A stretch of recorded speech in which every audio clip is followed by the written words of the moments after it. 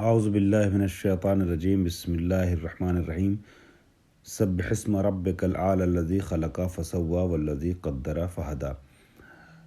ہمارا درس سورہ اعلیٰ میں شروع ہو چکا تھا پچھلے جلسے میں، اور سورہ اعلیٰ کا ترجمہ میں نے تقریباً آیت نمبر 9 تک کر دیا تھا، اور اس کو مرتبط کر دیتا ہوں۔ آج کے درس سے اعلان ہوتا ہے اپنے رب کی تسبیح کرو جو رب اعلیٰ ہے، اور جس نے خلق کیا اور متوازن بنایا بشر کو، اور اس نے انسان کو جو ہے اس طریقے سے متوازن بنایا کہ اس نے ہر چیز کی تقدیر معین کر دی، اور اس کو ہدایت عطا کر دی، اور اس نے گھاس کو نکالا، چارے کو نکالا، ٹھیک ہے، زمین سے، اور پھر اس گھاس کو جو ہے وہ سیاہ گھاس میں تبدیل کر دیا، بھوسے میں تبدیل کر دیا، سیاہی مائل بنا دیا اس گھاس کو۔ اور ہم آپ کو یہ سب باتیں بتا رہے ہیں تاکہ آپ بھولنے نہ پائیں، یا بشر تو بھولنے نہ پائے، ٹھیک ہے۔ الا ماشاء اللہ، ہم قریب تمہیں اس طرح پڑھائیں گے کہ تم بھول نہ سکو، مگر یہ کہ خدا ہی چاہے کہ وہ ظاہر اور باطن دونوں کا جاننے والا ہے، اور ہم تم کو آسان راستے کی طرف رہنمائی کریں گے، آسان راستہ تمہارے لیے میسر کریں گے، موفق کریں گے تمہیں آسان راستے کی طرف۔ وَنُيَسِّرُكَ الْيُسْرَىٰ فَذَكِّرْ إِن نَّفَعَتِ الذِّكْرَىٰ، بس یاد دہانی دلاتے رہو کہ اس میں اگر فائدہ ہو، اگر منفعت ہو تذکر دینے میں۔ سَيَذَّكَّرُ مَن يَخْشَىٰ، ان قریب وہ کہ جو ڈرتا ہے اللہ سے وہ متذکر ہو جائے گا، یعنی اس سے تمہاری یاد دہانی سے وہ سیکھ لے گا، ٹھیک ہے، اور سمجھ جائے گا۔ اور جو بدبخت انسان ہے، بدقسمت انسان ہے، وہ اس سے کنارہ کشی کرے گا۔ وَيَتَجَنَّبُهَا الْأَشْقَىٰ، شقی انسان اس سے دور ہوگا۔ الَّذِي يَصْلَى النَّارَ الْكُبْرىٰ، یہ وہ انسان ہے کہ جو بھڑکتی ہوئی آگ میں داخل کر دیا جائے گا، جو بہت بڑی آگ میں جلنے والا ہے۔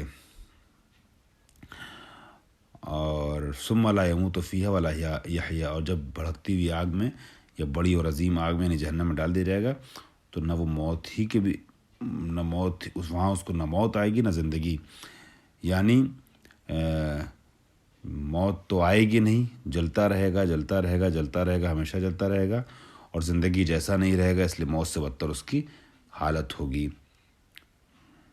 اس طریقے سے قَدْ أَفْلَحَ مَن تَزَكَّىٰ، اور جس نے اپنے نفس کو پاکیزہ بنا لیا وہ کامیاب ہو گیا۔ وَذَكَّرَ اسْمَ رَبِّهِ فَصَلَّىٰ، جس نے اپنے رب کے نام کی تسبیح کی اور پھر نماز پڑھی۔ یہ تو ترجمہ میں نے آپ کے سامنے جلدی دہرا دیا، کچھ پرانا اور کچھ نئے درس کا بات کی آیتوں کا ترجمہ۔ اب بعض کلمات کی وضاحت کر لیتے ہیں۔ اس میں یہ جو آیا ہے غصان احوا، غصان خشک کو کہتے ہیں، سوکھے کو کہتے ہیں، اور احوا کا جو لفظ آیا ہے یہ احوا سیاہ کو کہتے ہیں، یعنی سیاہ اور خشک گھاس، سبزی مراد ہے، یہاں گھاس اور ہریالی مراد ہے۔ تزکا، جو پاکیزہ ہو جائے۔ اب یہ پاکیزگی دو طریقے کی ہوتی ہے، یا پاکیزگی نفس ہے، کمال نفس کی بنا پر یہ پاکیزگی ہوتی ہے، یا زکوٰۃ ادا کرنے کی بنیاد پر۔ تزکا، یہاں پر تزکا کا لفظ دونوں معنوں میں استعمال ہوتا ہے، انسان اپنے نفس کو گناہوں سے بچا لے اور اپنے مال کو پاکیزہ کر لے، یعنی زکوٰۃ ادا کر دے، دونوں مراد ہو سکتا ہے۔ اب یہاں کچھ چیزیں جو ہیں وہ قابل غور ہیں، وہ یہ ہے کہ تسبیح کا تعلق جو ہے، یعنی عیب سے منزہ ماننے کا تعلق انسان کسی کی ذات سے ہوتا ہے، مگر یہاں پروردگار عالم کی ذات بہت بلند ہے، اور انسان کی معرفت ذات سے متعلق نہیں ہے بلکہ نام سے ہے، اور وہ ذات کو بھی نام کا ذریعے پہچانتا ہے، لہٰذا کہا گیا سبح اسم ربک الاعلی الذی خلق فسوی۔ اور ایک چیز اور قابل غور ہے یہاں کہ بعض اہل نظر کا یہ بیان ہے کہ سبزے کا خشک سیاہی مائل بنا دینا یہ بھی ایک کرم الہی ہے، کہ جہاں سبزہ سیاہی مائل ہوتا ہے وہاں زیر زمین تیل کے ذخائر پائے جاتے ہیں.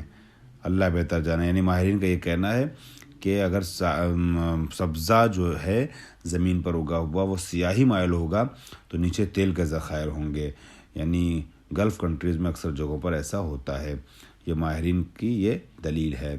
اور اسی طریقے سے ایک نقطہ اور جو قابل غور ہے وہ یہ ہے کہ بعض افراد کہتے ہیں، کاہل افراد، عسکتی افراد، یہ کہہ کہ یہ سوچ کے تبلیغ ترک کر دیتے ہیں کہ پتہ نہیں فائدہ ہوگا کہ نہیں ہوگا، امکان نہیں ہے فائدہ، مشکل ہے فائدہ تبلیغ کرنے کا. آواز آئی فذکر ان نفعت الذکریٰ، احتمال ہو تب بھی تم تذکرہ کرتے رہو. یہ نہیں کہ یقین ہو فائدہ پہنچے گا تمہاری تبلیغ سے تب تبلیغ کرو، نہیں، تمہارا کام ہے احتمال پر بھی تبلیغ کرو. ہاں اگر احتمال بھی نہیں ہے تبلیغ کے فائدے کا، تبلیغ سے فائدے کا، تب ٹھیک ہے، جہاں پر تمہیں یقین ہے کہ تمہاری تبلیغ فائدہ مند نہیں ہے. ورنہ اگر تبلیغ کا احتمال بھی ہے اور اگر 100 لوگوں میں تبلیغ کر رہے ہو، اس میں سے ایک بھی، 2 کے بھی سدھرنے کا امکان ہے تو تبلیغ کرو، کاہلی مت کرو کہ فائدہ نہیں ہے اس لیے تبلیغ نہیں کریں گے. اور اسی طریقے سے ایک بات اور قابل غور یہ ہے کہ دیکھیں نہ موت ہے نہ حیات ہے جو کہا گیا ہے، ثم لا يموت فیہا ولا یحییٰ. یہ جب نہ موت ہے نہ حیات ہے، یہ کیوں کہا گیا ہے؟ یہ اس لیے کہا گیا ہے کہ وہاں جو ہوگا محشر میں، نہ تو زندگی جیسا لطف ہوگا اس کو، نہ موت جیسی راحت ہوگی. یعنی موت کے بعد پھر انسان سوچتا ہے چلو درد کم ہوا، حالانکہ پھر اس کے بعد ایک اور درد اور مصیبت شروع ہوتی ہے. تو نہ موت کے جیسی کنڈیشن ہوگی اور نہ زندگی کا لطف ہوگا اس کو. لہٰذا موت و حیات کے درمیان، یعنی زندہ رہ کر کے بھی مردنی والی کیفیت اس کے اوپر طاری ہوگی، بہت عجیب و غریب منزل ہوگی. اس لیے کہا گیا لا يموت فیہا ولا یحییٰ. ٹھیک ہے، اب آ جائیے ذرا سا متن میں دیکھتے ہیں. انہوں نے شبر صاحب نے تفسیر شبر میں کیا تحریر کیا، عبداللہ شبر نے. سب بسم اللہ الرحمن الرحیم. یہ سورہ اعلیٰ، اس میں جو ہے 19 آیتیں ہیں، 19 آیہ مکیہ اور مکی سورہ ہے یہ. سبح اسم ربک الاعلیٰ، اپنے رب کی نام کی، رب اعلیٰ کے نام کی تسبیح پڑھو. یعنی کیا؟ 2 احتمال ہے یہاں پر. یہ دونوں چیزوں کے اوپر غور کیجیے گا. نزہ امر ہے، نزہ اسمہ عما لا یلیق بہ من معانی اسماء المخلوقین. آپ اپنے رب کی ذات کو، اس کے نام کو منزہ کیجئے ان چیزوں سے، دور و پاک و پاکیزہ بتا کر کے اعلان کیجئے کہ جو اس کے لیے سزاوار نہیں ہے اور اسماء مخلوقین کے معانی میں سے ہے. ٹھیک ہے، یعنی پروردگار عالم کو مخلوقات کے ناموں سے پاک و پاکیزہ رکھیے، منزہ رکھیے. کوئی ایسا نام اس کو نہ دیجیے کہ جو اس کے کسی کے شریک ہونے پر قادر دلالت کرے یا اس کے مخلوق ہونے پر دلالت کرے، یا اس طرح کا کوئی بھی نام اس کو نہ دیجیے. مخلوقات کے نام سے منزہ اور اعلیٰ اور عرفہ اس کے نام کو خطاب کیجیے. اور نذر ربک والاسم مقحم، یہ ایک ادبی نقطہ ہے. یا تو یہ کہ سبح اسم ربک الاعلیٰ، یعنی اپنے رب کے نام کو مخلوقات کے نام جیسے نام سے مت یاد کیجیے، اس کے نام کو منظر، اس کے نام کو مخلوقات کے نام سے ڈیفرنٹ اور الگ اور مختلف رکھیے. یا یہ کہ یہ کہنا یہ کہ سبح ربک، اپنے رب کی تسبیح کیجیے، اپنے رب کو ہر عیب سے منزہ جانیے. نام کو نہیں، بلکہ نام جو یہاں پر ہے یہ اسم مقحم ہے. اسم مقحم کسے کہتے ہیں؟ طبی نقطہ، 2 وابستہ اور آپس میں متصل اسموں کے درمیان جو کلمے آئے اسے مقحم کہتے ہیں. مثلا مضاف و مضاف الیہ کے درمیان اگر کچھ آ جائے تو اس اسم کو اسم مقحم کہتے ہیں. یعنی کہنے مطلب یہ ہے کہ سبح اسم نہیں ہے، اصل میں سبح ربک. تو سبح فعل بفاعل، ربک مفعول، فعل اور مفعول کے بیچ میں جو اسم آ گیا ہے یہ اسم مقحم ہے. ٹھیک ہے، تو کہنے کا مقصد یہ ہے کہ اپنے رب کی تسبیح کیجئے. اس کے بعد آ رہی ہے الذی خلق، یعنی وہ پروردگار جو رب اعلیٰ ہے کہ جس نے خلق کیا کل شیء، ہر چیز کو خلق کیا، ہر چیز کو پیدا کیا. فسوی خلقہ، پھر اس کے بعد اس نے کیا کیا؟ پروردگار نے ہر چیز کو جو خلق کیا اسے متوازن بنایا، بیلنس رکھا اس میں، برابر کا بنایا. سوا خلقہ، اپنی خلق کو کیا کیا اس نے؟ برابر کا بنایا، برابر قرار دیا. بجعلہ مستعدا للکمال اللائق بہ، اس طریقے سے کہ اس نے اسے آمادہ کر دیا، اس کمال کے لائق بنا دیا کہ جس کا وہ مستحق و سزاوار تھا.